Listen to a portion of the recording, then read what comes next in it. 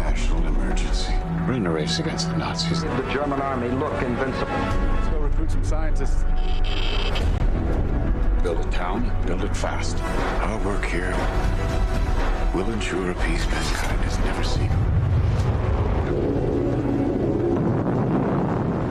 Now I am become death, the destroyer of worlds. You are the man who gave them the power to destroy themselves. It's always a thrill when I see one of Christopher's movies to know that you're in there, but there's been this incredible range. You've taken the lead role. Yeah. And not just not just any lead role, but a lead role in one of the most defining figures, really, of our time. Yeah, it was an absolute gift, and I didn't expect it. Like, I know the way Chris works, and I know what he expects. I know the level of excellence he expects, and that kind of rigor that he demands, and the amount of prep that he demands. And there were so many elements to it, you know, the physicality, the voice, is the kind of iconography of the hat and the pipe, and even the way he walked, all of these things. But we just worked at it in detail. Can you talk about the timeline of this movie? How accelerated? So we had to shoot relatively quickly, but what myself and my director of photography, Hoyte van Hoytema, what we figured out early on is the energy of this story all comes from the performances. So we sort of went back to an earlier period in our careers where there's no monitors, no playback, no fussing around. We're really just putting the actors into the scene, experimenting with it for a couple of hours, and then throwing a camera on it, and then moving on to the next thing. I mean, we were all in the middle of the New Mexican desert in this one hotel. It was awesome. It was like summer camp because we could all have dinner together, and it was very low-key. Except for Killian, who went home, ate an almond and had a bath. He was doing the whole... Starving. He doesn't have a lot to lose, but whatever he had, he lost. It was gone. He was gone. He was gaunt. Yeah. Incredibly disciplined, and we invited him to dinner every night, and the whole cast would go and eat, and Killian wouldn't be there. No. Emily Blunt said it was like summer camp. Maybe for her. I was going to say maybe for her, but she said everybody would come together and eat at the end of the day. They had a few margaritas, but yeah, I didn't. Here we have this guy who's brilliant, and yet he needs his wife to tell him, get in there, keep fighting. It seems at times his head was in the clouds. In terms of Oppenheimer leading the Manhattan Project, he certainly wasn't the obvious choice. And they called him the great synthesizer, Oppenheimer, because he could, there was many things he could do, and he could put a lot of things together, but he wasn't the natural first choice. But then when they gave him the role, he was extraordinary, and Kitty saw that in him as well. I don't know if we can be trusted, but I know the Nazis can't. There's a really morally complex film. As you get closer, you sort of have this sick feeling in your stomach because you know it's about to happen. I mean, the key thing when you study the history of the Manhattan Project, there are a few surprising things that become apparent. The first being that it was the Germans who split the atom prior to World War II. And so there's a race that starts. As it becomes apparent, what's going to happen with the Nazis' quest for world domination, they had to do this, and they had to do it before the Nazis did it. Why don't you have a Nobel Prize? Why aren't you a general? They're making me one for this. Perhaps I'll have the same luck. General Groves was the man appointed to head the Manhattan Project. The relationship between Oppenheimer and General Groves was fascinating. They were opposites, and yet they acquired a mutual trust. The general had a really complex relationship with Oppenheimer, where Oppenheimer, obviously, he loved the community of scientists.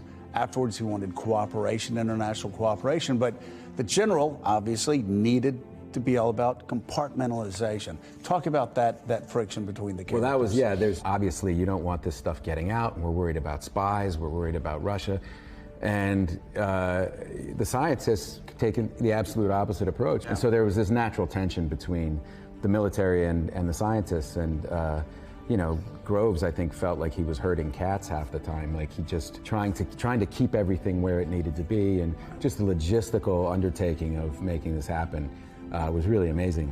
And yet they figured out. It was kind of like a buddy movie if the buddy movie was moving towards an atomic bomb. Are we saying there's a chance that when we push that button, we destroy the world? Chances are near zero. Near zero. What do you want with theory alone? Zero. would be nice. They figured out how to respect each other. I think they how genuinely to like appreciate each other, Yeah. and like each other. Yeah, they did, and I think, you know, Groves was a really sharp guy also. He went to MIT. He was a very, you know, he wouldn't mind playing the dolt in front of the scientists, but he knew what was going on and he understood the science. And really a masterful call putting him in charge of the project. The Russians have a bomb. We're supposed to be years ahead of them, but what were you guys doing at Los Alamos? Wasn't security tight? The story requires all of these characters, some of which are obviously household names, like Killian playing Oppenheimer, and then there's the less known folks that I found really compelling too, like getting to play Louis Strauss, who was I think a really fascinating American character. Louis Strauss was one of Oppenheimer's nemesis. Late 1953, Louis Strauss, the chairman of the Atomic Energy Commission, orchestrated Robert Oppenheimer's downfall because of his opposition to the building of the hydrogen bomb. And so much of Strauss's action in that movie was driven by resentment, wasn't it? Resentment of Oppenheimer? I think resentment underneath it. I just love the idea that a rivalry or a feeling blown off by someone that you admire can lead to the kinds of actions that occur. So, you were a biologist. Well, somehow I have graduated to housewife. In the summer of 1940, Kitty Pruning met Robert Oppenheimer, and they had an intense partnership. Kitty in the movie, like the first half of the movie, you're holding either martinis or screaming baby. But something remarkable happens the second half. This betrayed wife becomes his fiercest defender.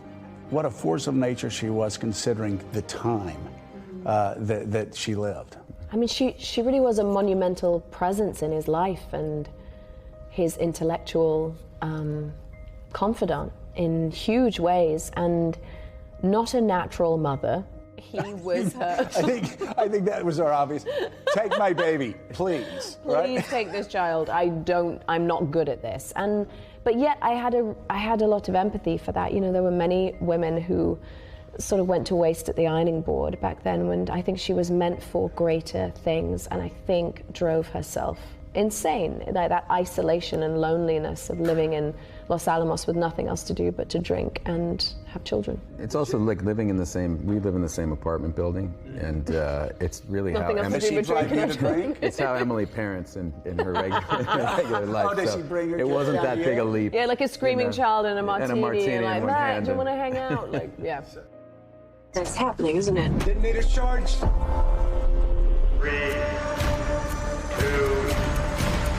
1.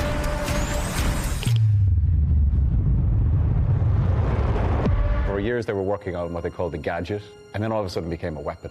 There was a point where it went from being something sort of theoretical to this extraordinary weapon of mass destruction. All America's industrial might and scientific innovation connected here.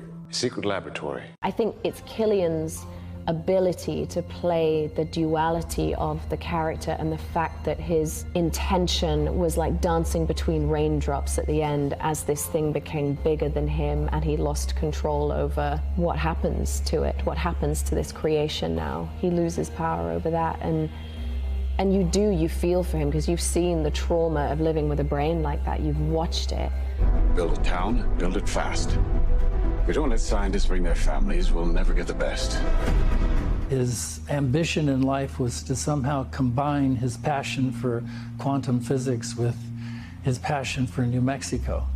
And of course, this is how he did it, by suggesting to General Groves that they should build a secret city in Los Alamos. It's a 360 set, you know, and it was just, when I walk down it, you feel like, you know, it just hits you. Right. You know, the reality of that they threw this town up in the middle of the desert, out of nowhere, because that's where he felt romantically attached to this place. It was amazing, but that's always the case with Chris's films. There's, you know, the actor experiences the world as the character would. Christopher Nolan, talk about how meticulous he was on details. I mean, I heard down to the coat and the tie that you were wearing. Yeah. I mean, everything. Is he like that as a director, as far as your movements and what you do, where you go? Even though he was sure that I should be wearing this yellow tie, he was also incredibly free in his lack of judgment about many of the other details. He said, just trust that all the details are going to be accurate, and then we're going to go for something truthful. Like I said, you're holding a martini and a baby for half the movie. I mean, Rami Malek, I don't know if Christopher Nolan knew this or not, but he won an Academy Award. He held a clipboard for like 2 hours.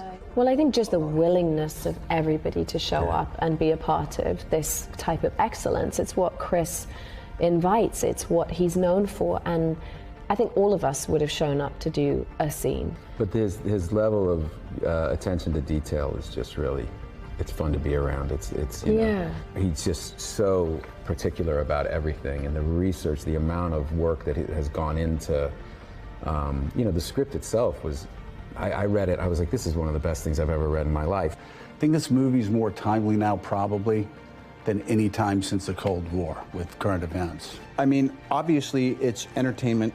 It's a big summer film, but it's a little different than the norm in that I think it activates these constellations of existential dialogue. I mean, you know, we're still living in the atomic age, for better or worse.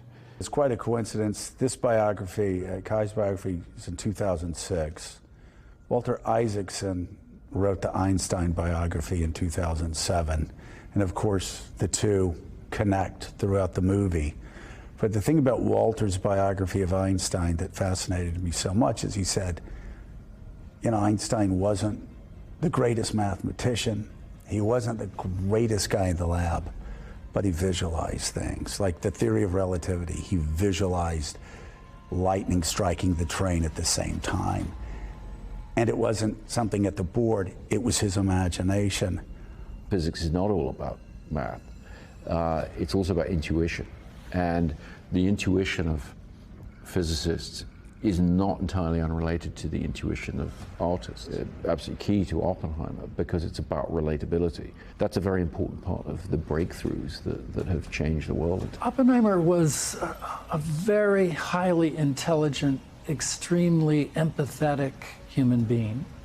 And he says, well, the Trinity test was successful. This weapon is now going to be used on a Japanese city, and these poor little people are going to be the victims. August 6, 1945, when a single plane carrying a single bomb opened the age we now live in.